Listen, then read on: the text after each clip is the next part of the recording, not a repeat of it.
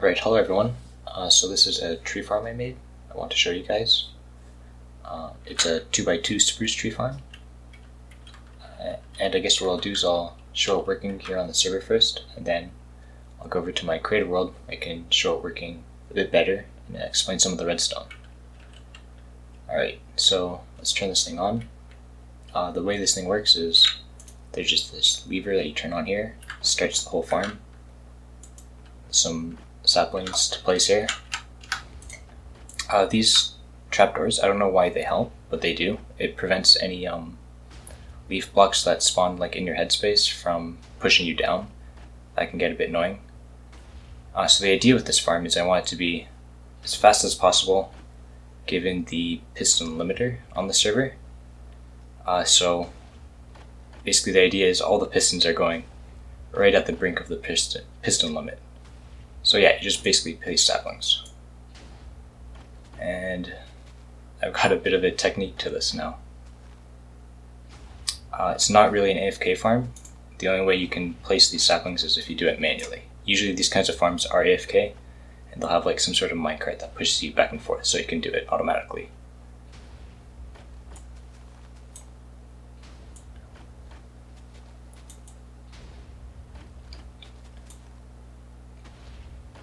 Yeah, so behind me these are the leaf crushers on these double piston extenders. Break the leaves so you can get enough saplings back. These double piston extenders obviously push the logs out there for processing to the, what do you call these things? Blast chambers, because I have TNT dupers here. You can't really see that this well because, well, there's no trees going in it right now. So I guess I'll go over to my creative world to show that. Let's just stop this.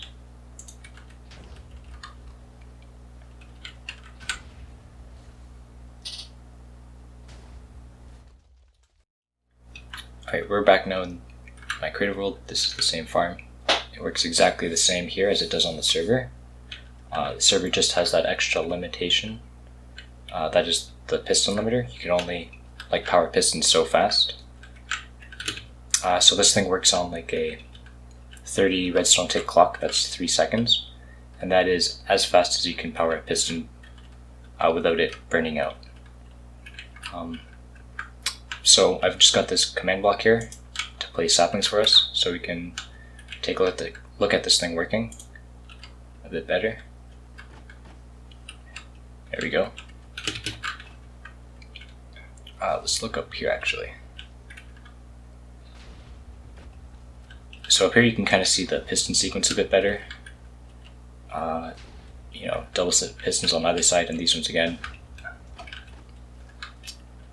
And kind of the idea with all the double piston extenders on this farm is that they kind of work with one smooth motion.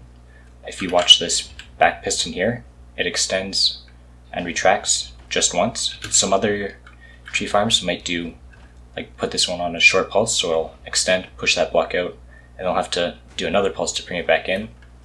That would actually hit the piston limiter twice as fast as these ones do here. So yeah, all the double piston extenders kind of work with the same idea as these ones here. Logs get pushed through here from that into these splitters, I guess you can call them. It splits the logs in this alternating way. You can see when a tree grows out, it kind of splits it sideways into the left and right blast chambers, and also splits them into these one wide block streams. The reason that we want to separate them into these smaller chunks is so that these blast chambers, we can harvest the logs efficiently. If you tried to blow up the whole tree at the same time, you just lose all the items in the explosion. So yeah, it actually drops a TNT every other time a tree grows, except it does it in an alternating way. So first it'll do it on the left side or this right side, and then I'll do this left side, then back to the right side. So yeah, basically at every other time. Actually, in this was the first version I came up with. You can see it kind of kept the whole tree together while it was being split. It didn't separate them into like with a one wide gap in between. And this one worked fine, except I had to drop a TNT every single time on both sides when a tree grew. Let's just turn this on really quick. I think this one's ready to go. Oh, maybe not. This might screw it up. Let's see.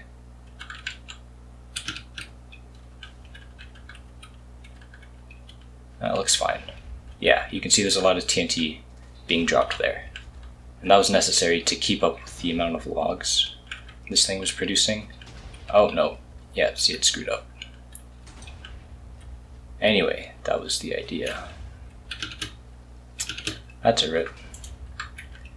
That happened because I left a tree here before I turned it on, and that kind of overloaded these. You might have seen these were pretty far out to the piston limit, so these couldn't extend, and yeah, bad things happened. That was a small issue with that. That issue, actually, it's kind of good that I showed it, because that's also fixed with this one. If there's a small chance that if you leave a tree inside of the chamber before you turn it on, it'll overload these double piston extenders when you grow a new tree. So a block will get pushed out here, and that's actually fine with this one because it doesn't screw anything up. It'll just get left out here. No harm will be done. It doesn't screw anything else up. Okay. So yeah, these TNT dupers are actually pretty cool. I've seen this design quite a bit. So yeah, what's pretty cool about this one though is that we are holding the TNT after it gets shot out in a waterlogged trapdoor, and then we're releasing it just at the right time. You can see this torch turn on for a moment. So it'll blow up all the logs here. This one you can't quite see that good because trees not always that often grow this high, but the ones at the bottom, these ones are very efficient because there's always trees growing out here. And these are the ones that kind of matter the most. Yeah, so these blast chambers on the bottom are much more efficient than the ones on the top because trees don't always grow this high. After they get blown up, let's see if we can take a look back here. There's this like channel or like drop chute that all the items get sent down. I just have a hopper here because I was measuring the rates with carpet mod, but on the server I would need much more than just 2 hoppers to keep up with the amount of items, so I had like a water stream that goes to a bigger collection system. I don't know what else there is to say.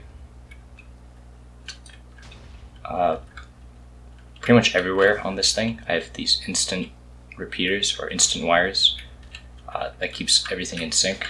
Like these ones here power these splitters. I have this one here that powers all of the dupers at the exact same time. You're able to see it there. And this one here that just releases the TNT all at the same time again. Yeah, that's pretty much it, I guess.